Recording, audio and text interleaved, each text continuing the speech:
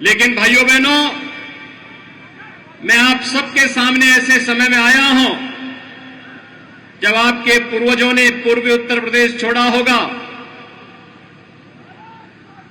उनके मन में एक टीस रही होगी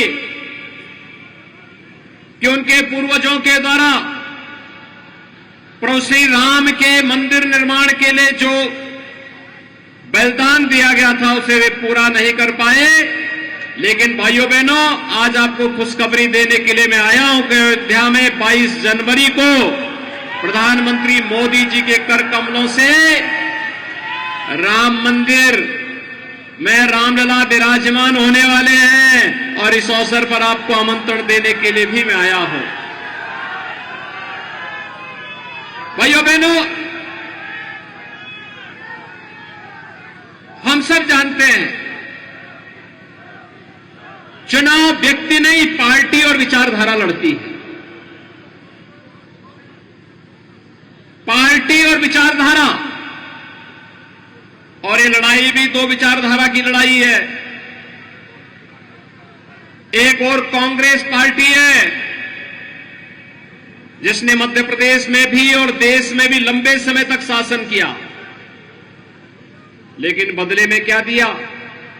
समस्या, आतंकवाद की समस्या, नक्सलवाद की समस्या, उग्रवाद की समस्या, शोषण की समस्या, भ्रष्टाचार की समस्या, ये माफियावाद, ये गुंडावाद, ये जितनी भी अराजकता है, ये सब कांग्रेस की देन है। समस्या कांग्रेस की देन है और कांग्रेस जहां भी रहती है, कांग्रेस इस समस्या का पर्याय बन चुकी होती है। भाइयों बहनों, इन्हीं समस्याओं के कारण आप देख सकते हैं जब मध्य प्रदेश में चुनाव चल रहे हैं, छत्तीसगढ़ में चुनाव चल रहे हैं, राजस्थान में चुनाव चल रहे हैं, और कांग्रेस पार्टी के मुखिया के रूप में राहुल गांधी इस समय केदारनाथ धाम की यात्रा कर रहे हैं। यानी उन्हें मालूम है जनता जनार्दन क्या परिणाम देने वाली है, और इसलिए वे चुनाव का सामना करने की हिम्मत नहीं कर पा रहे हैं। लेकिन भाइयों बहनों, दूसरी ओर भारतीय जनता पार्टी है। अगर कांग्रेस समस्या है तो भाजपा उसका समाधान भी है। समाधान, आतंकवाद की समस्या का समाधान कश्मीर में धारा 370 प्रधानमंत्री मोदी जी ने एक झटके में समाप्त कर दिया। समाधान, जिस राम जन्मभूमि के लिए 500 वर्षों से युद्ध चल रहे थे, आंदोलन चल रहे थे, और जिस समस्या को कांग्रेस ने असाध्य कर दिया था। कांग्रेस के नेता कहते थे राम तो हुए ही नहीं, कृष्ण हुए ही नहीं।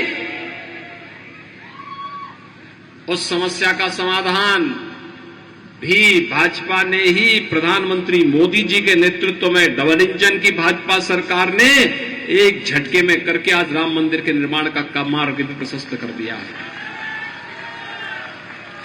मैं पूछना चाहता हूं भाइयों बहनों, मैं पूछता हूं,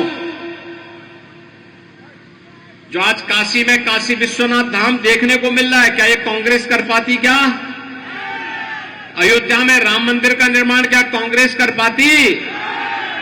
और महाकाल के महालोक का निर्माण भी क्या कांग्रेस कर पाती? भाइयों बहनों, कांग्रेस, जो मैं पहले भी कहा हूं, देश की समस्या का नाम है, और भाजपा उस समस्या का समग्र समाधान का नाम है। और इसीलिए भाइयों बहनों, आपने देखा होगा पिछले 9.5 वर्ष के अंदर प्रधानमंत्री मोदी जी के नेतृत्व में देश की तकदीर बदली है, तस्वीर बदल गई है। वैश्विक मानचित्र पर अगर आप देखेंगे तो भारत आज एक नई ऊंचाइयों को प्राप्त कर रहा है ना। भारत का सम्मान बढ़ा है दुनिया में। भारत को संकट मोचक के रूप में लोग देखते हैं, प्रधानमंत्री मोदी जी को देखते हैं। देश के अंदर आतंकवाद की समस्या का समाधान, नक्सलवाद की समस्या का समाधान, भ्रष्टाचार पर प्रभावी अंकुश और इंफ्रास्ट्रक्चर, वर्ल्ड क्लास इंफ्रास्ट्रक्चर होना चाहिए। हर घर नल की योजना, गांव-गांव की connectivity, airport, stadium, IIT, IIM, AIIMS जैसे वर्ल्ड क्लास के संस्थान बन रहे हैं, तो 1 डिस्ट्रिक्ट 1 मेडिकल कॉलेज की स्थापना का मार्ग भी प्रशस्त हो रहा है। भाइयों बहनों, कांग्रेस चाहती तो देश के अंदर सर्वाधिक समय तक शासन करने के कारण वह भी समस्या का समाधान कर सकती थी, लेकिन नहीं, वह समस्या देने वाले थे और भाजपा समाधान करने वाली है। आपने देखा होगा श्री शिवराज सिंह चौहान जी के नेतृत्व में भारतीय जनता पार्टी की सरकार पिछले लगभग 2 दशक से मध्य प्रदेश में है। ये मध्य प्रदेश पहले बीमारू राज्य की श्रेणी में आता था और शिवराज जी के नेतृत्व में आज मध्य प्रदेश बीमारू राज्य से उभर करके एक विकसित राज्य की ओर अग्रसर हुआ है। विकास दर, कृषि विकास दर मध्य प्रदेश की देश के अंदर सर्वाधिक है।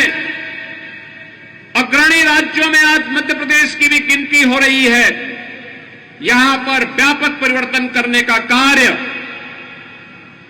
यह शिवराज सिंह चौहान के नेतृत्व में भारतीय जनता पार्टी की सरकार ने किया है।